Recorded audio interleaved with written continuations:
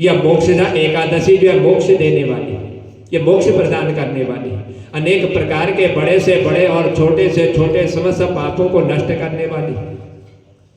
सो हे राजन, इस दिन रात्रि में भगवान को प्रसन्न करने के लिए नृत्य, गीत, सत्संग और जागरण, भगवान की स्तुति, इस तरह से अपना जीवन जो है व्यतीत करना चाहिए। और इतना ही नहीं कि एकादशी जो है इस तरह से मनुष्य को मोक्ष प्रदान करने वाली है। यदि किसी के पितर लोग नीच योनि में भी पड़ जाते हैं, सो हे राजन, उस नीच योनि से भी जो है उनका उद्धार करने वाली यह मोक्षदा नाम की एकादशी। और उनके निमित्त जो व्यक्ति इस एकादशी के दिन दान पुण्य कर्म अपने पितरों के निमित्त कर देता है, तो उनके पितर भी जो है मोक्ष को प्राप्त हो जाते हैं। सो हे राजन, मैं आपको जो है एक पूर्व जन्म का एक इतिहास बतलाना चाहता हूं कि अब जो मोक्षदा एकादशी है यह किस तरह से मनुष्य को जो है मोक्ष प्रदान करने वाली है और वैकुंठ प्रदान करने वाली है। आज श्री कृष्ण भगवान युधिष्ठिर को इस मोक्षदा एकादशी के पुण्य फल प्राप्त करने का दृष्टांत देते हुए कहते हैं कि हे राजन, एक पूर्व समय की बात है कि एक वैष्णव में परम प्रिय एक रमणीय एक चंपक नाम का एक नगर था। उसी चंपक नाम के नगर में एक बैखानस नाम का एक राजा जो है रहा करता। ये अपनी प्रजा का पुत्र की भांति जो है लालन पालन करता। सो ये राजा इस प्रकार राज्य करते हुए इस राजा ने एक दिन रात्रि में स्वप्न देखा, और स्वप्न में देखता है राजा कि इसके जो पितर लोग हैं वह पितर जो है नीच योनि में पड़ चुके हैं, और नीच योनि में पड़ करके आज वह बड़े दुखी हो रहे। उन सब की इस अवस्था को देख करके आज राजा को जो है बड़ा आश्चर्यचकित हो गया। विचार करने लगा राजा कि मेरे पितर लोग जो है नीच योनि में पड़े हुए हैं, और उनके उस दुख के कारण मुझे भी दुख प्राप्त हो रहा। प्रातःकाल राजा उठ करके जो रात्रि का स्वप्न देखा था वह रात्रि का स्वप्न का हाल इसने जो है अपने सभा के मध्य में सबको बुला करके बतला दिया।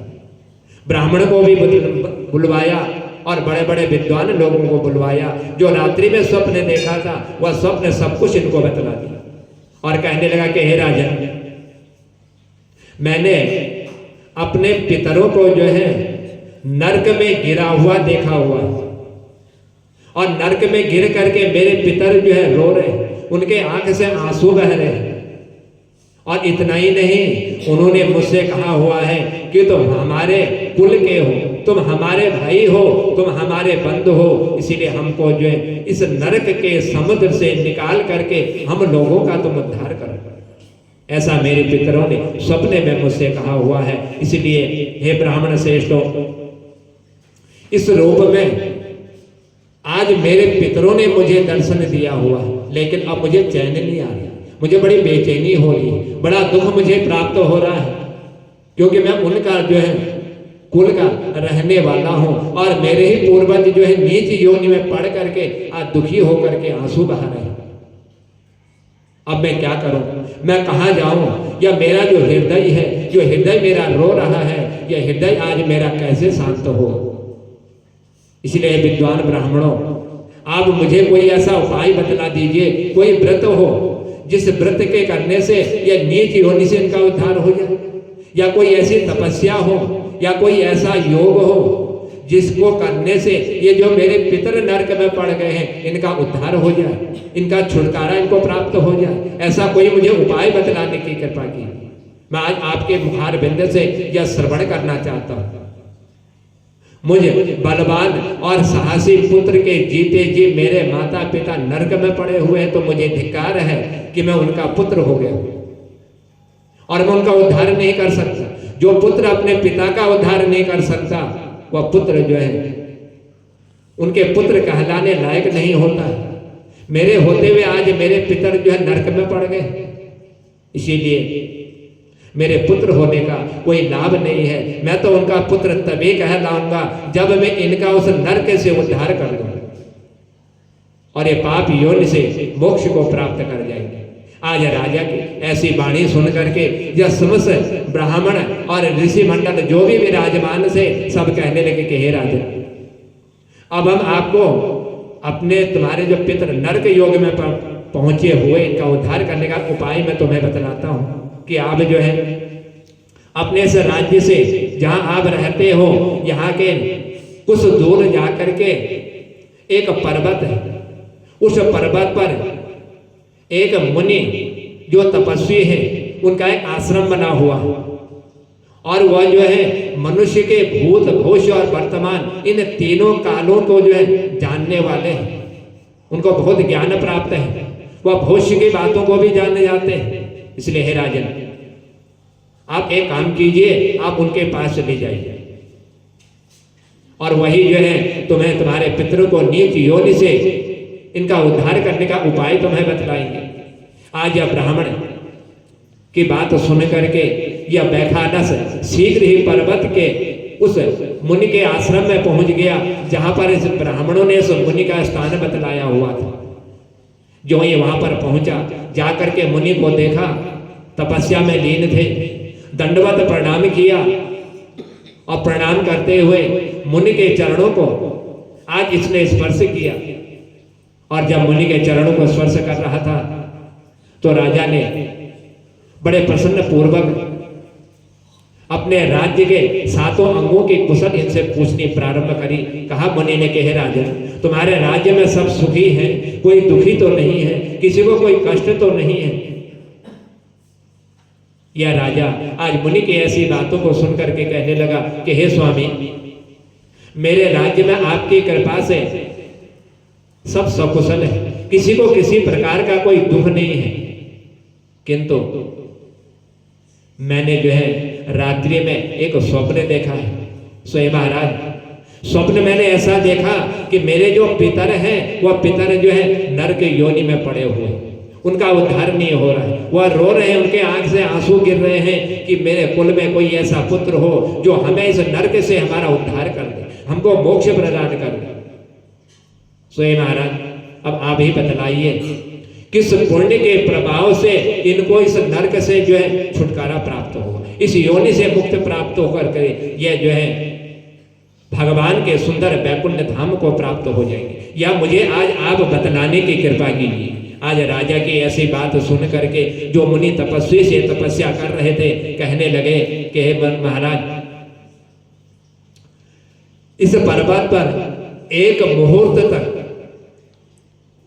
आज मुनि ने ध्यान लगाया और ध्यान लगाने के बाद राजा से कहने लगे कि हे महाराज, ये जो मार्गशीर्ष का महीना आने वाला है, उसके मार्गशीर्ष के महीने के शुक्ल पक्ष की जो एकादशी आती है जिसको मोक्षदा एकादशी कहते हैं, और इसी एकादशी के दिन गीता का जन्मदिन भी बनाया जाता है। तुम सब जो है उस एकादशी का व्रत करो, उस एकादशी का उपवास करो और उसके उपवास के द्वारा जो पुण्य तुम्हें प्राप्त होगा वह सारा पुण्य अपने पितरों को तुम देना। और यदि तुमने उस एकादशी का पुण्य अपने पितरों को दे दिया तो तुम्हारे पितरों का जो है नरक से उद्धार हो जाएगा। और यही मोक्षदा एकादशी जो है मोक्ष प्रदान करने वाली, इसीलिए इसको जो है मोक्षदा एकादशी कहा जाता है। आज ऋषि के मुंह से ऐसी बात सुन करके श्री कृष्ण भगवान ने कहा कि दुष्ट, जिस समय वह ऋषि इस राजा को इस मोक्षदा एकादशी के अपने पितरों का उद्धार करने का मार्ग बतला रहे थे, आज मुनि की बात सुन करके राजा पुनः जो है जब अपने घर लौट करके आया और उस समय घर पहुंचने के ठीक तीसरे दिन जो है यही मार्गशीर्ष मास का वो एकादशी का दिन निकट आ गया। जब एकादशी का दिन आया, स्वयं महाराज उस राजा वैखानस ने जैसा मुनि ने बतलाया था कि ये एकादशी का व्रत कैसे करना है, भगवान की कैसे पूजा करनी है, आज उसने जो उसी मुनि के कहने के अनुसार इस मोक्षदा एकादशी का उपवास करना प्रारंभ कर दिया। जब एकादशी का उपवास किया, द्वादशी का दिन आया, द्वादशी का दिन आकर के उस एकादशी के व्रत का जब उसने पुण्य जो है उस व्रत को तोड़ा, उसका जो पुण्य प्राप्त था वह सारा पुण्य आज उसने अपने पितरों को दे डाला। और जब पितरों को पुण्य प्राप्त हुआ तो इनके पितर जो है एक क्षण भर में ही आकाश से आज अपने पुत्र के ऊपर जो है फूलों की वर्षा करने लगे। और फूलों की वर्षा करते हुए बैखानस के पिता पितरों सहित नरक से छुटकारा पा गए और आकाश में आकर के आज राजा के प्रति कहने लगे। इनके पितरों ने कहा कि हे पुत्र, तुम्हारा कल्याण हो कि हमारे कुल में कोई ऐसा तो पुत्र है जिसने आज हमारा जो है इस नरक से उद्धार करा करके हमको मोक्ष प्रदान करा दिया। यह कह करके आज इस के सारे जो पितर थे, जो नरक में पड़े हुए थे, जो रो रहे थे, आंसू बहा रहे थे कि कौन हमारा उद्धार करेगा, आज ये सारे पितर जो है स्वर्ग की ओर इन्होंने प्रस्थान कर दिया।